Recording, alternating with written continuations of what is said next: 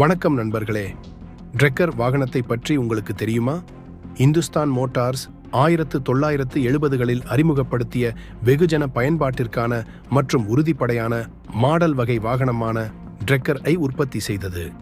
இது அம்பாசிடர் தளத்தின் அடிப்படையில் உருவாக்கப்பட்டது மற்றும் அதில் நம்பகமான என்ஜின் மற்றும் உறுதியான சேசிஸ் பயன்படுத்தப்பட்டது.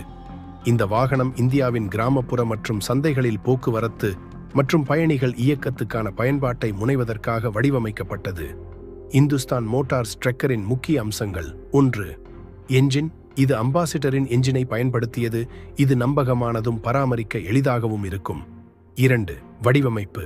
வாகனத்திற்கு ஒரு நேர்த்தியான மற்றும் பயனுள்ள வடிவமைப்பு இருந்தது. இது கடினமான நிலங்களில் மற்றும் பாரமான சுமைகளுடன் போக்குவரத்து செய்ய உதவியது. 3.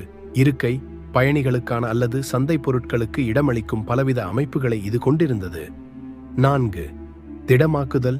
இந்த வாகனம் அதன் உறுதிப்பாட்டுக்கு பெயர் பெற்றது. இது கிராமப்புற பகுதிகளில் சாலை நிலைகள் மோசமானதாக இருந்த போதும் பெரிதும் பயன்படுத்தப்பட்டது.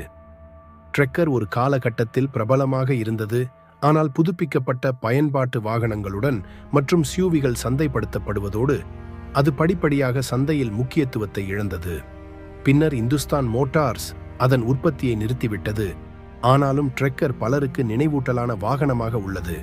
இந்த தகவல் உங்களுக்கு பயனுள்ளதாக இருக்கும் என நம்புகிறேன். நன்றி.